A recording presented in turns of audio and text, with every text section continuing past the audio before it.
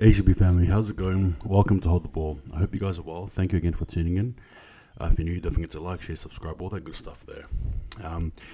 Look, we all know what happened. I'm here to talk about it, give you guys my thoughts, but definitely from a Warriors context. In saying that though, DJ, hit that intro.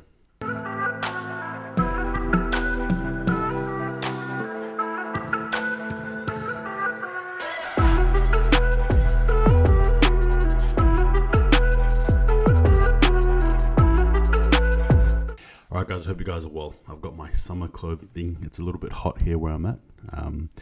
It's going to be pretty hot in the summer. How hot do your summers get? Over here where I live, it gets up to like 48 degrees, like 50 degrees, so no kidding. It is pretty full on. However, in saying that, I digress.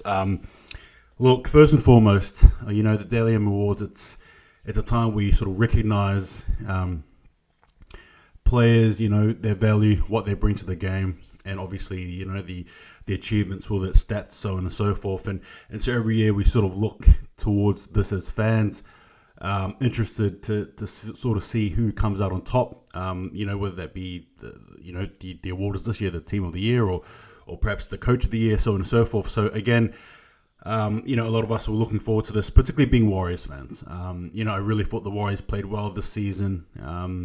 Obviously above and beyond what many of us expected, and that includes a lot of Warriors fans as well. However, looking at this here, we were all hoping that Shaun Johnson would reach the pinnacle. So I'm actually here to talk about that moment as well. But before I get there, I just want to first and foremost acknowledge the Warriors players and their contributions and the coach. Obviously, Andrew Webster won the Coach of the Year, and I don't think there was anyone any more deserving, in my opinion. Now, granted, the two other coaches could have got it, but considering what Andrew Webster has done this year for the club and what he's brought and the philosophy and the way that the Warriors have played and just a general feel, I suppose, and psychology of the team, chemistry, I really think what he brought this year was a true testament to who he is as a person, but also what he has, I suppose, planned out and I suppose planned for the future at the Warriors, and he had a really nice and I thought well-spoken speech as well, obviously congratulating those near and dear, and the congratulating the team and congratulating the coaches. But you could see when he's talking about the team, obviously his partner, don't get wrong, but going to the team here, when he's talking about the team, you could see the real genuine emotion connection that he has with the Warriors, genuine love. And I think that's probably been the secret, and I think anyway, to our success this year. And, as humans, we all want to have the sense of connection, the sense of love, and I suppose I'm not going to get all, cheesy here, but you get what I mean, right? And so he brought that, and you could see the connection with the coach and the players was so genuine and so real. And there was something that was actually really good to see. And again, a true testament to Andrew Webster. And as he said, these more in line, these more plans heading into next season. And as we close this curtain, it won't be long before we open the next one. So I'm really excited for that, and I hope you guys are as well. The second part as well is I want to, obviously thank the nominees, right? The ones who didn't get it first and foremost, Tory Harris, Wade Egan, right? I want to thank them for their contribution and even being just nominated. Like, end of story. I think that was just a big rap there for them, and it was actually really good to see. So good on them. Now to the players who got the awards there, obviously Dallin Watene-Selesnik, Adam Fonor-Blake, and Shaun Johnson. A massive congratulations to all three of those players. I thought that they were deserving. They had records, stats to prove it. Career best form for arguably all three of them, really, to be honest. It was good to see, and nothing makes me more happier than just seeing the Warriors succeed. Obviously the ultimate success really is what's happening this Sunday, but if you can't get that, then you go to the awards, and it was good to see. Adam Fonor-Blake, again has been the cornerstone for our forward pack, in my opinion.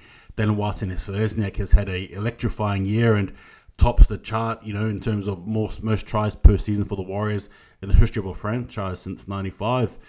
And Shaun Johnson, again, just what do you say? DALLY halfback of the year.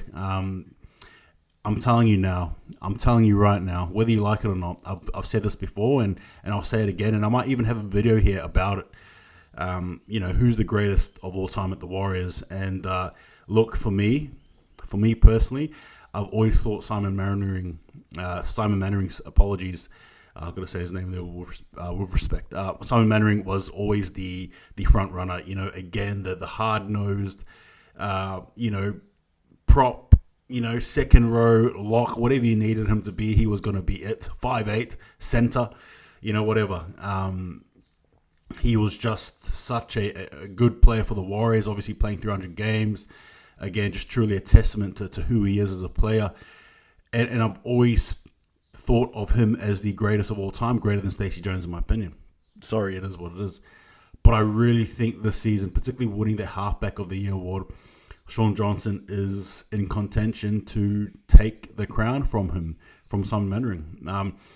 I really think next year is going to be a really big year for Sean Johnson's career. And again, I'm just going to wind this up quickly before I go into the next thing. But I really think, he's greater. He's better. Look, in my opinion, he's the greatest SJ to have ever played for the Warriors.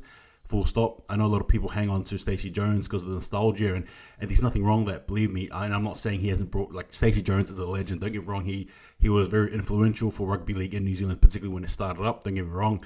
The club that is the Warriors. But I just think what Sean Johnson has done, he is head and shoulders better than Sean Johnson, than Stacey Jones, in my opinion, and is knocking on the door, if not already opening the door, for a conversation with Simon Mannering as to who's the greatest of all time. Next year's a big one for him. Anyway, I'll leave that. So congrats to all three, and again to those who were nominated from the Waz. We got to the main event, the big dance, if you will, the DALLY M, right? And long story short, by one point, Sean Johnson missed out. Now, I really need to try and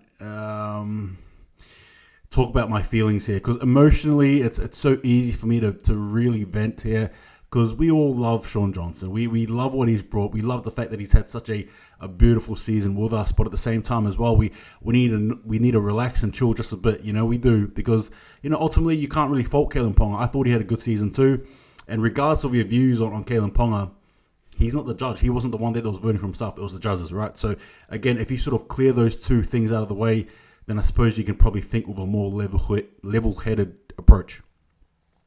Sean Johnson, right? Unfortunately, very unlucky to miss. Have a few. I think 2 games where he got 0 points, and a game against Titans where he got 4 when he probably should have got 6. Look, I can spend my whole time, being negative about it, but at the same time, I think I'll look at it in a different way and just accept the fact that it happened that way. It's not great, and I know there's a lot of Warriors fans upset. Not even Warriors fans. I think a lot of NR fans in general are upset. But I would challenge you guys to just, look, it sucks. It's not great. I'm not going to lie to you. I was deflated when Sean Johnson didn't get it, and you could see the look in his eyes. I think we're all sharing the same thing, and that's the beauty about sport. We emotionally connect with these players, right? No matter what sport it is. When you follow a team, you connect with them. You want the best for them, and when it doesn't happen, of course, you're going to bring out some sort of emotion, and that was no different. I will say though, that regardless of it, I thought he should have won. I think he should have won, and I just can't justify him not winning it. Like I can't justify any explanation for him not to win it, regardless of points. I just can't. I really thought he had his best season, and another reason why I'm sort of devastated is because, sometimes with players they reach their peak or they have their one good season, right, and they never are able to really replicate it ever again. You know what I mean? Like it just is what it is. In any sport, a lot of sport, right? Your MVPs, your greatest players of the season, whatever it is. And I'm not saying Sean Johnson won't replicate it. That's what I'm saying. But I'm just saying, just what are the chances? He had such a good standout year. It was really good. And for him to miss out was just devastating, So I'm hoping and praying that Sean Johnson can replicate his form or even get better next season. But yeah, he deserved it. But in saying that, with all that being said, hats off to Kalen Ponga. We all know what's happened to him, his career, the ups and downs of it all. Rugby league's such a tough game, unforgiving game sometimes. and it was really good for him to win that, right? Respectively, and again, not thinking about it in any other way, just objectively, I think, yeah, good on him, but from a Warriors passion, Warriors point, and I suppose even from a voting system point, yeah. Anyway, I think the question needs to be thrown at the judges, not at Kalen Ponga, right? Yeah, that's it. Give me thoughts, guys. I may be way off, but I may be on to. So give me your thoughts. And quickly as well, before I leave, there'll be a lot of AFL content in the end there this off season. So I'm looking forward to it. But I'm saying that's all there. Congrats to the winners there, and unlucky, but I'm hoping Sean can replicate it next season. Anyway, that's all for now. Take it easy. See you guys next time. Up the wires.